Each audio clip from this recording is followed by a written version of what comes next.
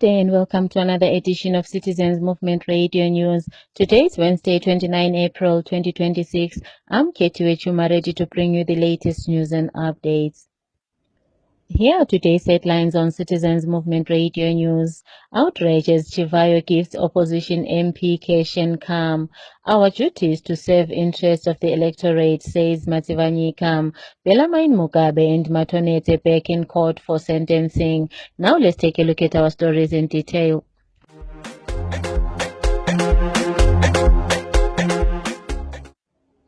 There is public outrage after Emerson Mnangagwa's runner boy Wicknell Chivayo gifted a luxurious vehicle and $50,000 to an opposition MP for Budiriro North, Susan Matsunga, who recently praised Mnangagwa at a gathering in Harare. Matsunga was given the donations after praising Mnangagwa for drilling a borehole in Budiriro. One of the officials in the opposition, Sam Kondongwe, told Citizens Movement Radio that the gifts are meant to sway other MPs to endorse Constitutional Amendment Bill number 3. Let's hear Kondongwe speaking. The donation by Chivayo, the runner boy from Mnangagwa, that was given to opposition MP recently because of the singing of praise from Mnangagwa at a gathering in Harare, is just a gimmick or is a ploy, a lure for other MPs to follow suit so that they can sing and endorse the Constitutional Amendment number 3. All this what we are seeing is because they want to buy their way up. They want to give all the MPs, whoever speaks positive about the ills that are happening in Zimbabwe, is gifted with a car, is gifted with money, so that they don't see any corruption, they don't see any ills that are happening in Zimbabwe.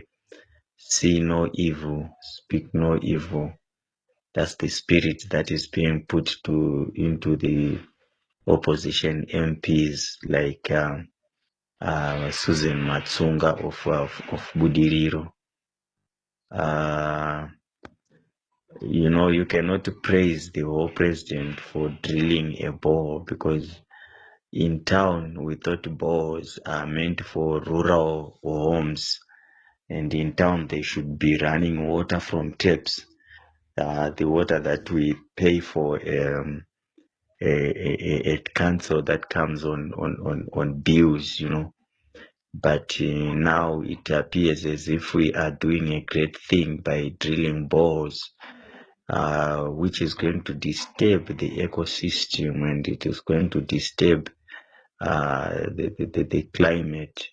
Yet the whole government is busy trying to stay in power, busy trying to change the constitution, instead of the government prioritizing water, which is life, prioritizing hospital, prioritizing removal of corruption and removal of drugs that are being peddled by the very same people who want to change the constitution. So it is very sad for an opposition MP like Matsunga to sing over the roof, to be so ecstatic for Mnangagwa and singing praises for him like he has done anything outside this world.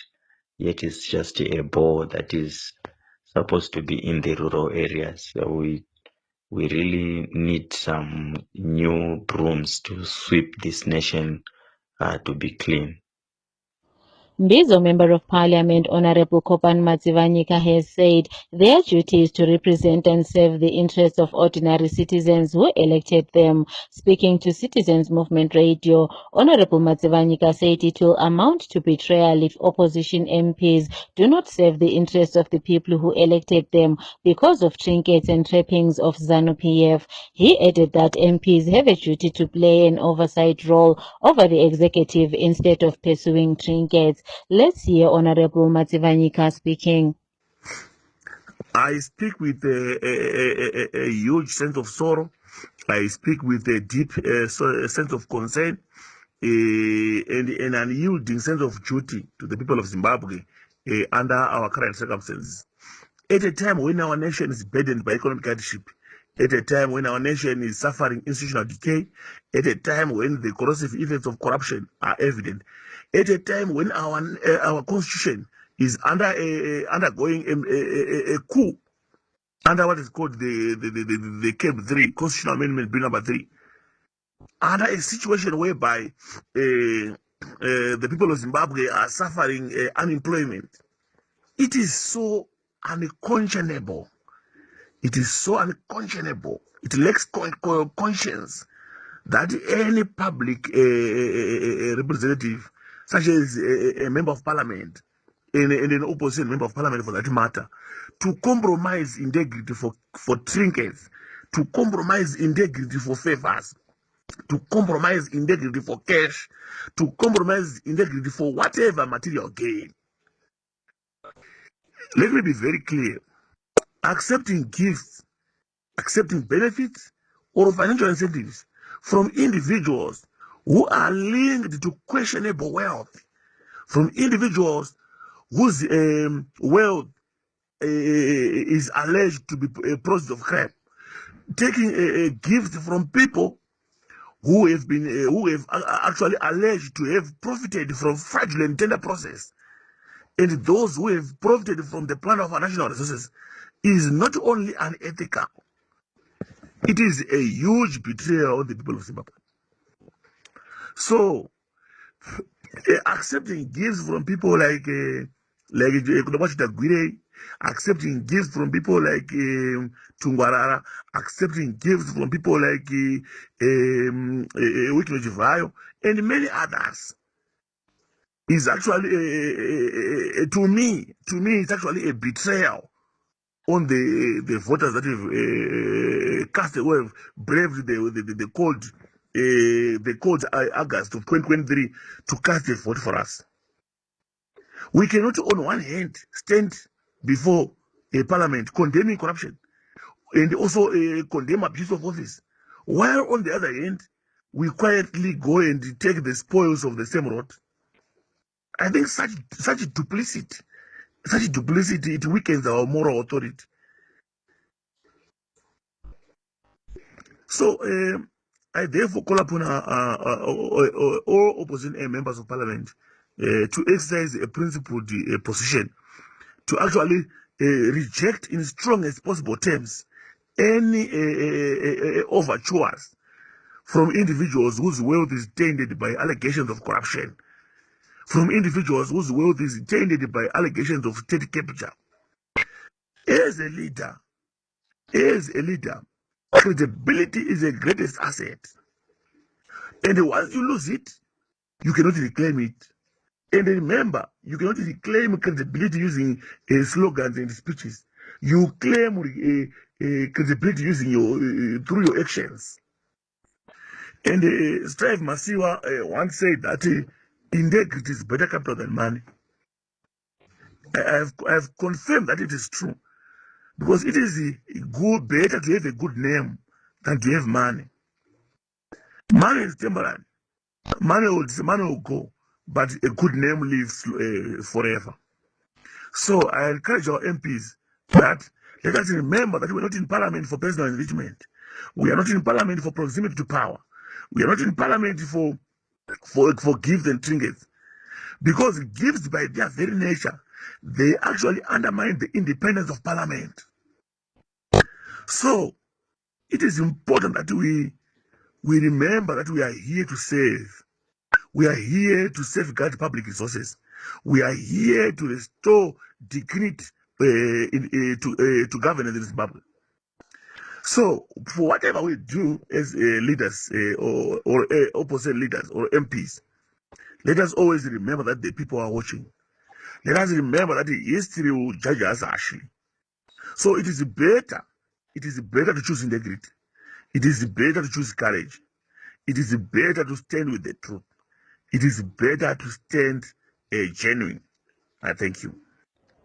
Bellarmine Chatunga Mugabe and his co-accused Tobias Matonete were in court in Johannesburg, South Africa today for sentencing. The two were arrested after a gardener was shot at Mugabe's house last February.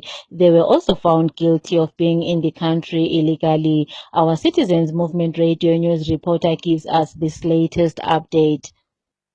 In Johannesburg, South Africa, Bellarmine Chatunga Mugabe, the youngest son of the late dictator Robert Gabriel Mugabe, has been sentenced in a Johannesburg court to a fine of 400,000 rands or 24 months in prison for pointing a firearm, plus an additional 200,000 rands or face 18 months in prison for contravening South Africa's Immigration Act by being in the country illegally.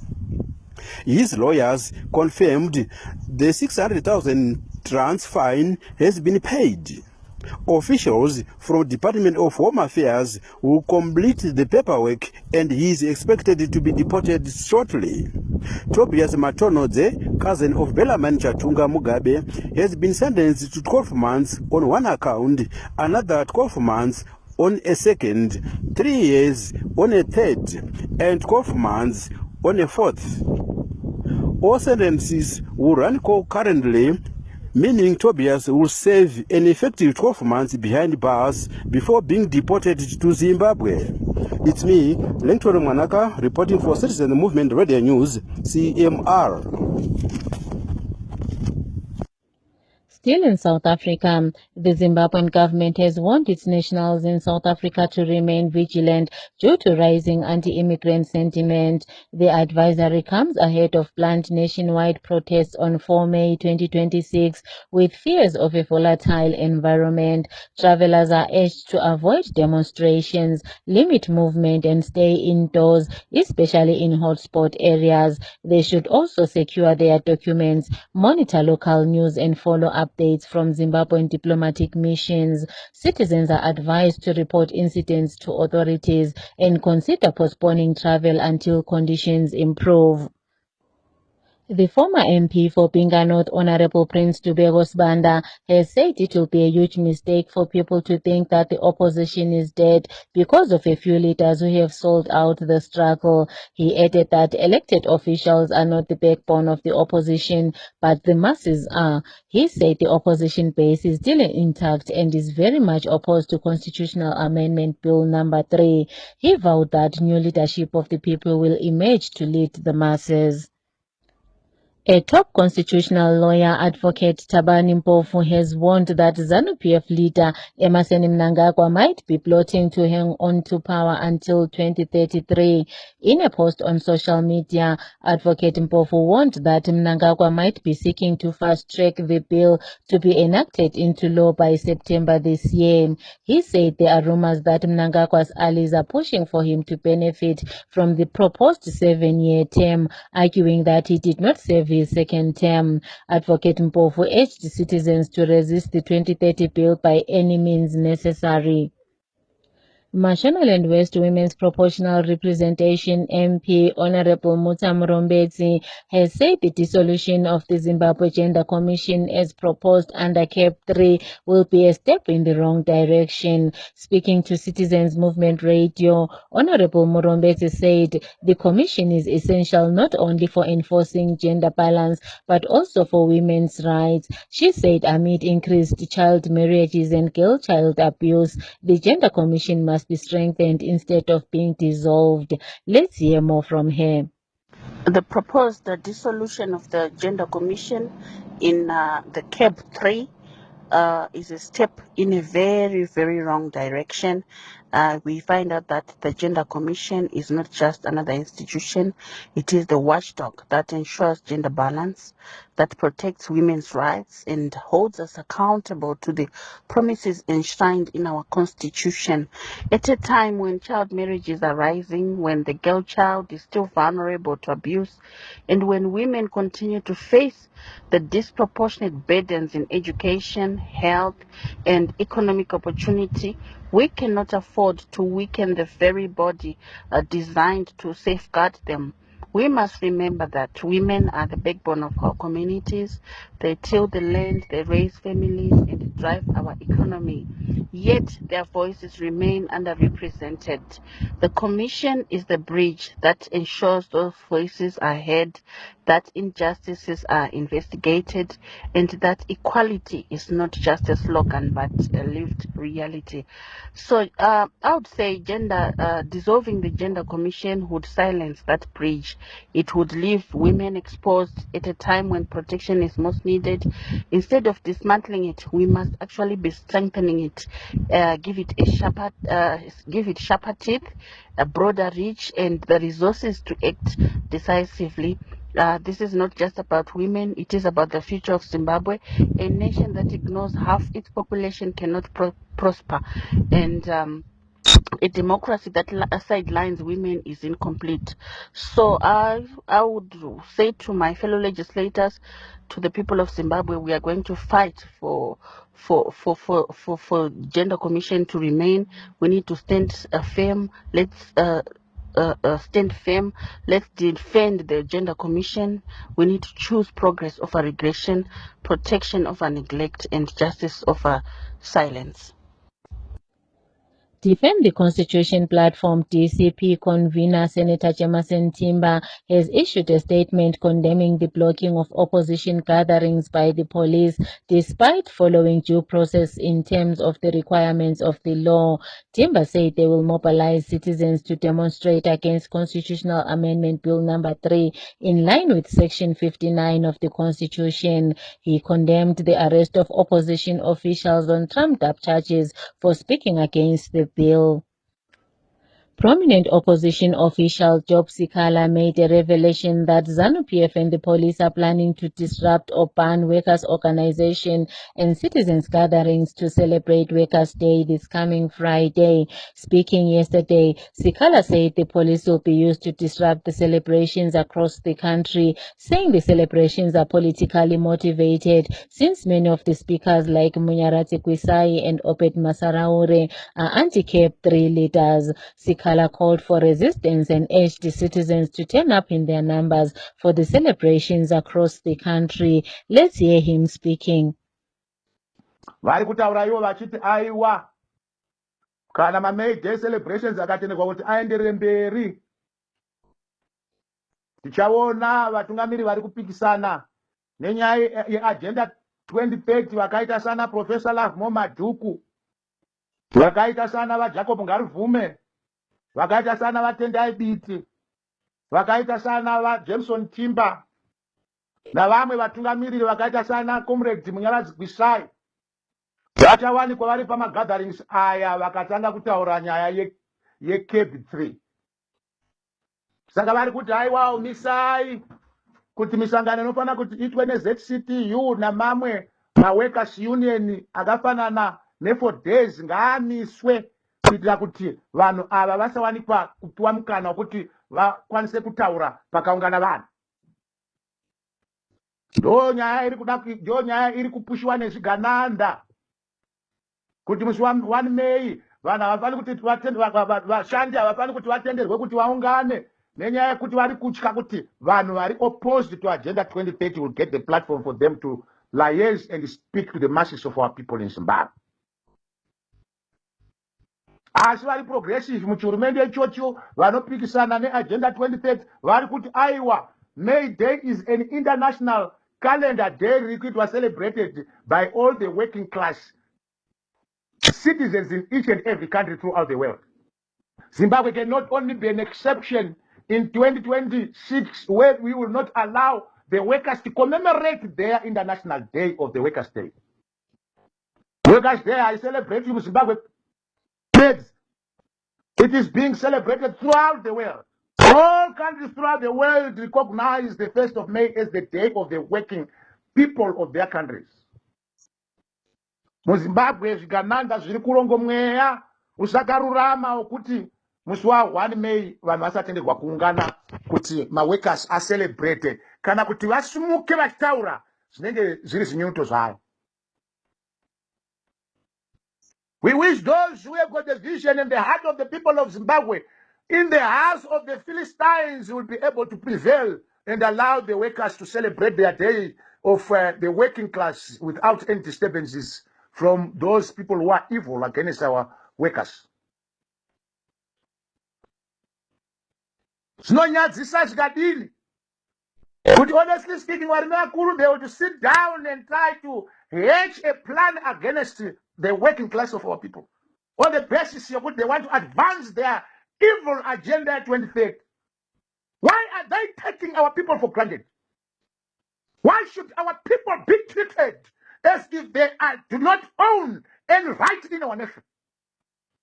Those who are opposed to 2030, this is the day for you to have a platform for you to speak to the people, and the workers must be allowed to gather throughout the country as it is. Not only their right in Zimbabwe, but internationally, the Workers' Day is the working people's day. No one should stop the workers from celebrating their day.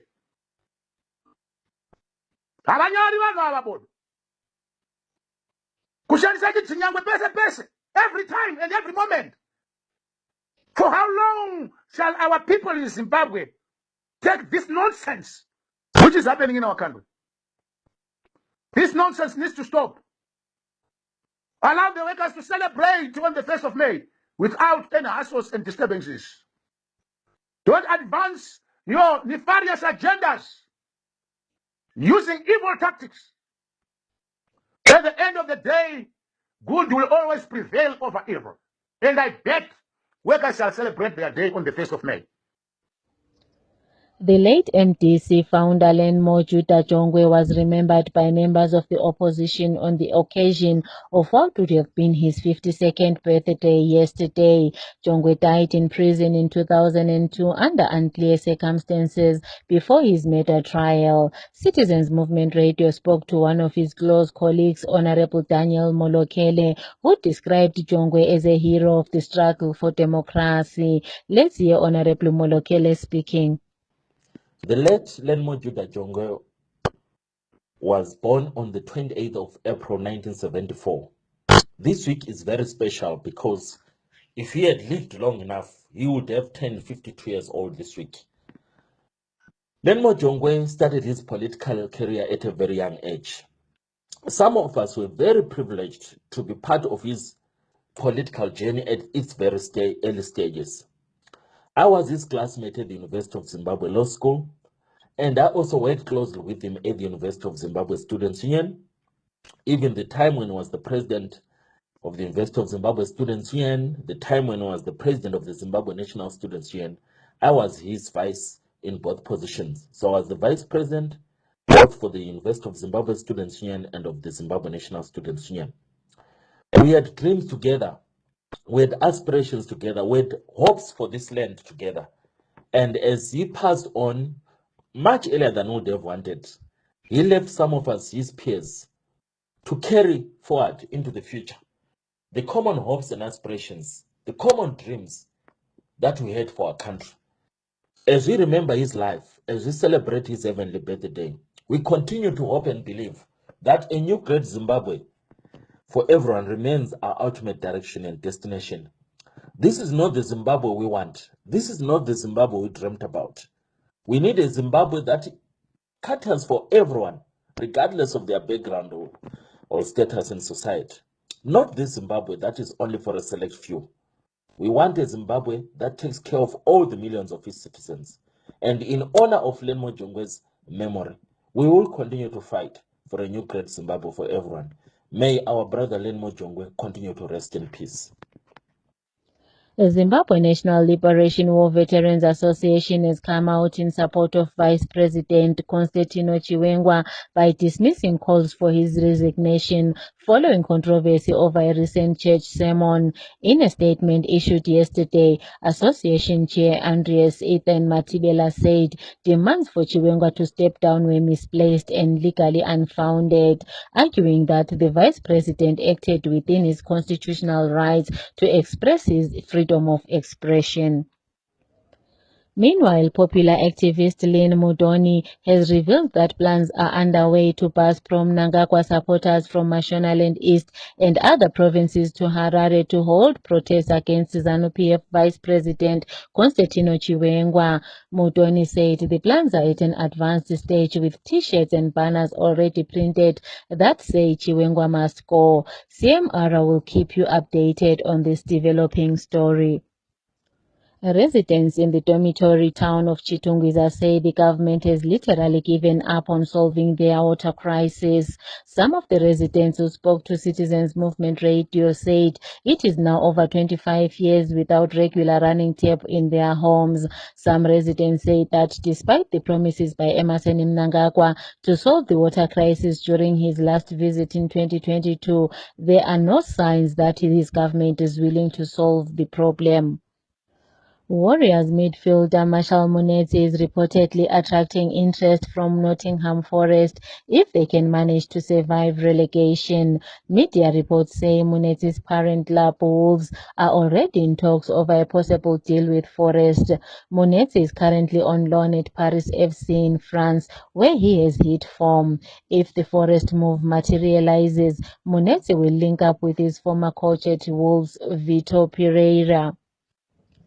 PSG beat Bayern Munich 5-4 in the first leg of their semi-final of the UEFA Champions League yesterday in France. The two sides will meet in Germany next Wednesday. In another semi-final, Atletico Madrid welcome Arsenal at the Wanda Metropolitano in Spain.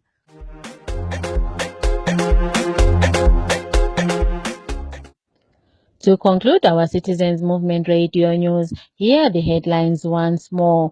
Outrageous Chivayo gives opposition MP Keshen calm. Our duty is to serve interests of the electorate, says Matsivanyika.